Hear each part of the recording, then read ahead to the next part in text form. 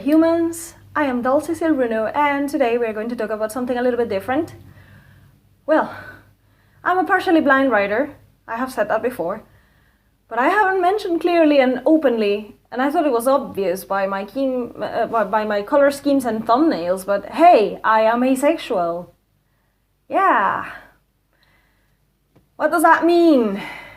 It means I don't experience sexual attraction whatsoever. Like never. At all. Yeah. Disclaimer, any acephobic or homophobic or biphobic or transphobic or all kinds of phobic here, all people who discriminate against people who are different, I'm gonna block you. Bye.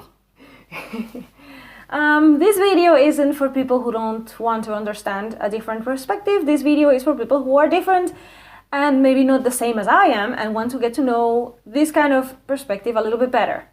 Alright, so what does that mean? I'm asexual. I don't experience sexual attraction yet. I am not aromantic. I am actually demi-romantic toward dudes.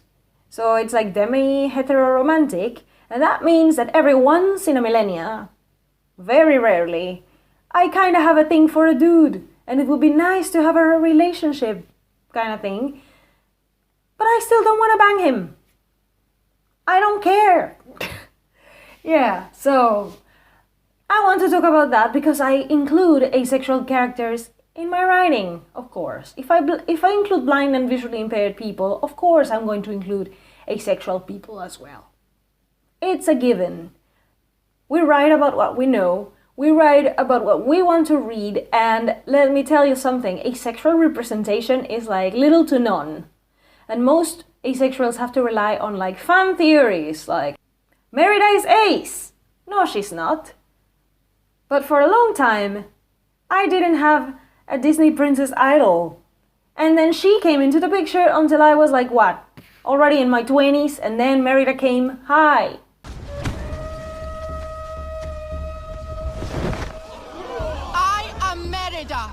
Firstborn descendant of Clan Dunbrog, and I'll be shooting for my own hand. What are you doing? And yet, she's not asexual. It's not canon. She just doesn't want to get married. That's it. It's not enough. And we need something more precise. So that's what I'm trying to do. I'm trying to write stories and books where asexual people are clearly represented. And the best example is a Strange Families trilogy.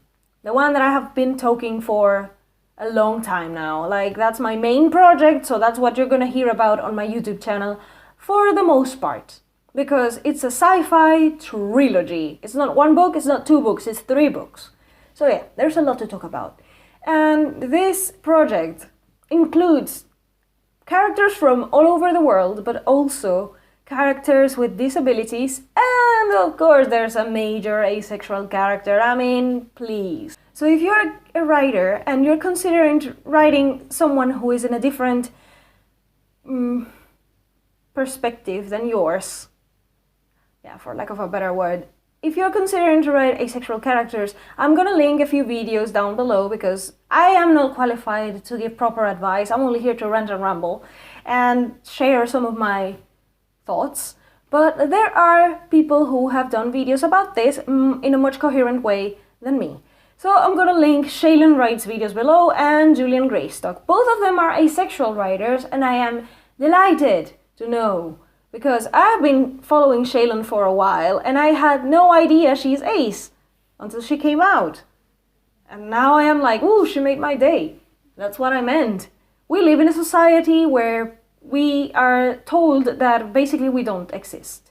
And now when people start to say, hey, I'm asexual, it feels like, well, it feels like a breath of fresh air. I am a little bit less lonely. And that's fantastic. So yeah, I'm gonna link Shaylin and Julian's videos so you can learn more. The only thing I can share with you is that if you're writing someone who's in a different perspective,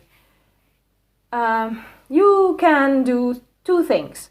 1, you can define your character as much as you can. Let's say I'm going to include an asexual character who's also non-binary and demi-pan-romantic. Just to give an example of something random that you can form. And yet you're still not clear, like how to go about, okay, I have these labels, asexual, demi-panromantic, and non-binary. I don't know what to do about this. Well, there are plenty of asexual forums and spaces online where you can find someone who matches the criteria of your character, and you can ask them, with the purpose of writing a character, of course, you have to mention that first, but you can ask them questions like a sort of interview, or share your ideas for this character and ask if this would be accurate, and so on. It is not an easy task, but it's doable. I do it quite a lot. I write people from different cultures that are not my own, and well, I ask questions and I ask for advice and I ask for sensitive reading as well. That's the other thing that you can do. Number 2, sensitive reading. You can go and think that you have an idea of how to write that character, and go ahead and do it, please. I'm not going to tell you to stop and ask if you already have an idea of something that you have planned for your character. You can do whatever you want, it's your story, sure. But then what you can implement is sensitive reading. When you get to the process of beta readers, then you just ask, hey, I am writing a character who is this and this and that, who matches the criteria, can you please help me with some sensitive reading, thank you. And that's it. It's very simple. People are glad.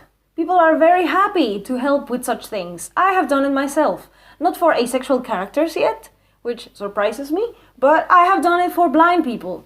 Shout out to a fellow writer of mine, her name is Flora Mayeste, well, that's her pen name, and she wrote a book which is also sci-fi, and I'm delighted because I love that. It's a sci-fi about humans who are now living in Mars, and the main character is a blind boy. I am not completely blind, but for what I can see is very close to that spectrum of like total blindness, and yet I have known people who are blind, and I can help a little bit with at least checking how accurate this may be. And it was pretty accurate, it was fantastic, and yeah, we do sensitive reading and we're very glad to help. So when it comes to writing people who are in the LGBTQIAP2, all the acronym, I don't remember it all. Our message to the LGQT. Sorry, it's such a long title. Okay. So when you are including people who are in the LGBTQ plus perspectives, you just have to find someone. Believe me, we exist and we are glad to help. So do it. And I have no more advice for you. I am not qualified to give advice to anybody. So that's all I have for now. And I'm very happy that actually people are willing to do this. So thank you very much to all the fellow writers who believe in representation, because representation matters. So thank you very much. And if you like my content and my rants and rambles, please consider subscribing, liking, sharing, interacting with me. I read and reply to everything. And yeah, so that's all for now, and thank you. See you next time. Bye.